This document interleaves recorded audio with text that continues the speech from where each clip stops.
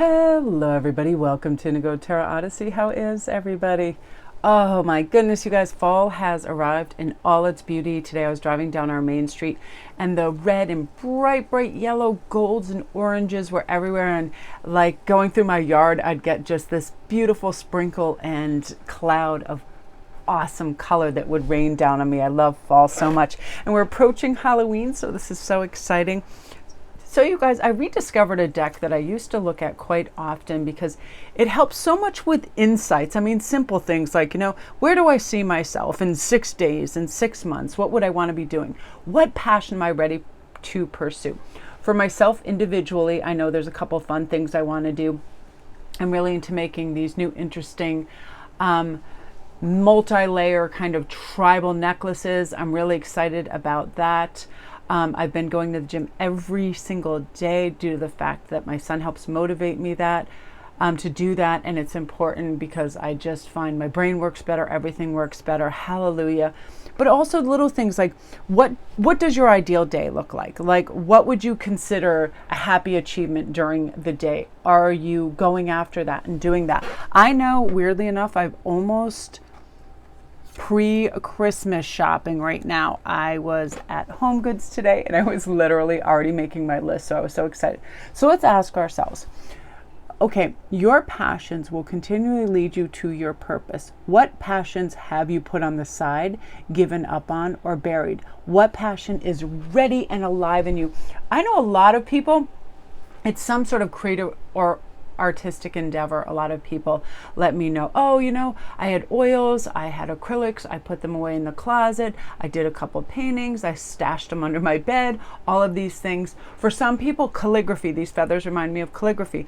For other people, they started collections of some sort that was important to them, whether it was crystals, tarot decks, whatever it was, and they kind of, they just shelved it. I know for myself personally, if I don't make jewelry for like a few days, I honestly feel like something is missing.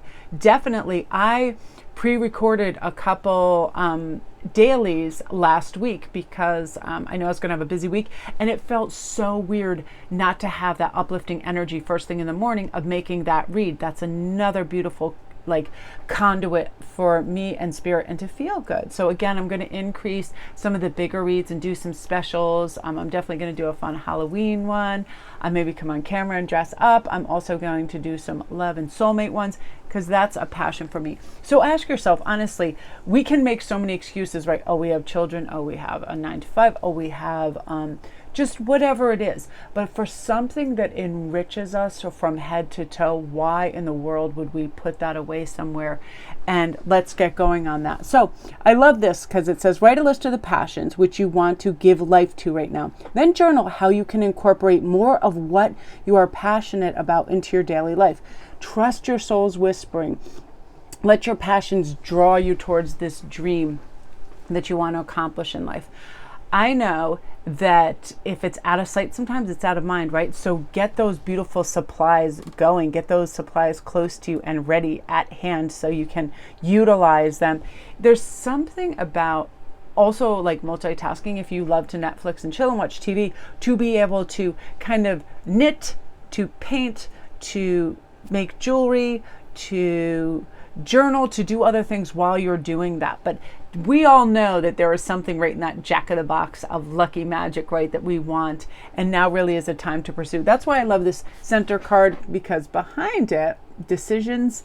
What if it was easy? I make whatever I want to be doing easy for one simple reason. The easier it seems to me, the more that I will quickly move towards it, because I don't procrastinate. I don't, make perfectionism part of it. I don't talk myself out of a good idea. Our ego and also our lazy state of comfortville will talk us out of something it thinks is going to be too big. Just think of if you've never run the Boston Marathon, okay, the New York Marathon, and you're not even really a runner and your friends are all going to do it. That would seem like a huge scope deal to you, right? So it's that first step that we do for that. And I knew that committing and saying to my son, okay, we'll go to the gym every single day. I was like, I was already looking for reasons not to, and I always feel really good right after. And honestly, as you guys know, probably there's some gym days. I think I go backwards in times. I go so slow on the treadmill or the elliptical, but I don't care. I'm still there, anyways, it's just that thing. I love this. So it doesn't have to be hard. Call in the universe, the stars, the angels, and all their powers. Find the solution. Would you take the next step if it were easy? It's time to expect ease and call in grace and receive it guidance. You are supported. So list 10 possible ideas for your soul's current calling. Lean into ease. It's here. You just have to say yes to it. I love that. So many times we feel like we have to chase or run after. This is flow state. This is ease. This is gliding into it. It's arriving for you. So put it out there to the universe. That's why I love journal and journal prompts, right? Okay. Am I happy about how I spend my time? What would I change? That's a great journal. What would I tell my best friend when she feels insecure? Say that to yourself. To me, it's always nothing ventured, nothing gained. Gained. I don't want to stay in the same place, so I will give it a shot. Also, what can I do to simplify my life? I know sometimes it's very easy to overcomplicate, right? So sometimes when we simplify, we clear that space, we have a healthy void, and then we can move forward with it. Which brings us to, how can I infuse more self-love, compassion into my daily life? We can be so super hard on ourselves. I know this for a fact. I already know what that card is, so I'll push that forward. I know that sometimes if we don't do things in the timeline we expected, right? We have these grand expectations, and then we're like, oh, and then we can be really harsh on ourselves. But the fact that we're even attempting things, whatever, artistic endeavors, to reach out to somebody, all of those things, it really matters. Take a beautiful fall walk and just clear your mind nice and crisp, and start some beautiful journal prompts, okay? Like, what does confidence mean to you? What's a little thing I can change that will have a big impact? What are 10 things I love about myself and why? What does my inner critic tell me? And set it straight.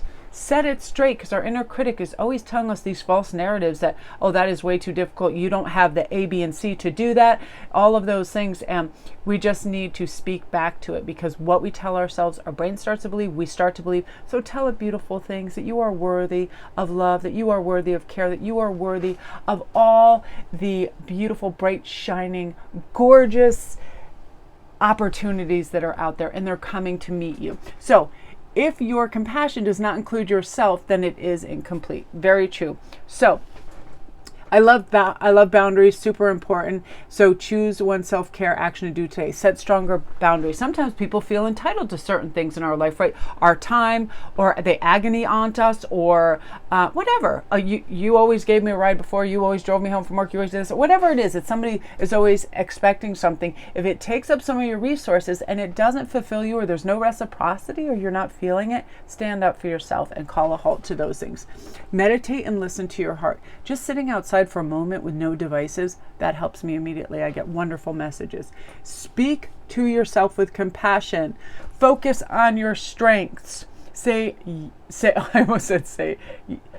no to something that isn't a soul yes. So often we'll take a mediocre anything, right? A job, an outing, a person, or whatever, and we will say yes to it because it can be a time filler, right? We think that something better isn't coming, so we settle for things. No more settling. No more settling. Say yes to something that you are afraid of, because that little fright and that little anxiety that comes in, it means it's new and different and you don't already know it, and so you're going to learn something from it, right? Also, letting go of what you cannot control. This is something, do you ever plan on going somewhere, maybe to a group outing, and you're already in your head trying to control the scenario? Oh, so-and-so is going to say this to her, and she's going to get I got to do this, I've got to meet this, head this off at the pass. All of this stuff, we run around in our head and we're trying to anticipate what everybody else is going to do, say, think, and feel. Who cares? Flow state is everybody gets to be themselves, and it's a free-for-all. We don't have to jump in. We can be on the outside looking in and just observe. We don't have to feel like we have to control something. And sometimes that happens a lot. You'll see this in group therapy or couple therapy. I remember, I'm not kidding you, years and years and years ago when Ian and I just moved back to Connecticut, we went to couples therapy, and I literally was the funniest thing. Even the therapist goes, look at your body language right now. I leaned forward on the couch, put my arm in front of him to block him, and I had my other hand like headed for his mouth.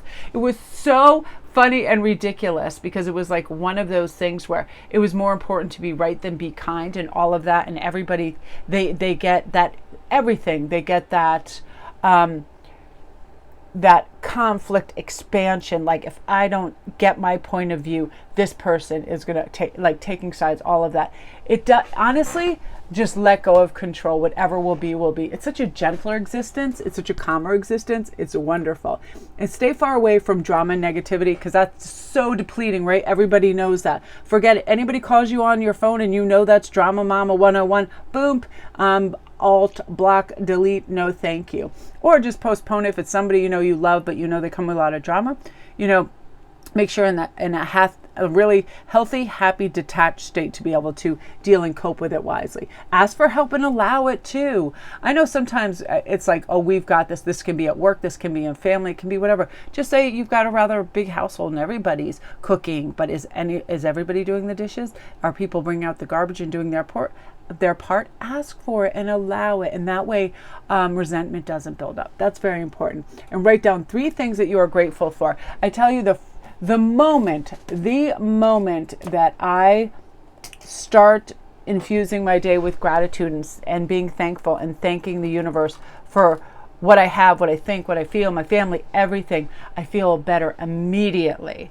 So you guys, that is what you were meant to hear today. I hope you guys all have an awesome day, and thank you for your beautiful comments. And I'm so excited. Halloween's going to be so great. Comment down below if you guys are going to a party, or you're dressing up, or you're going to do something and you're excited about it. It's just so fun. Like, people are so giddy in the stores. I love going near Party City. I feel like kids are going to erupt like little volcanoes. They're so excited. It's really nice to see. I love this time of year. So love and light.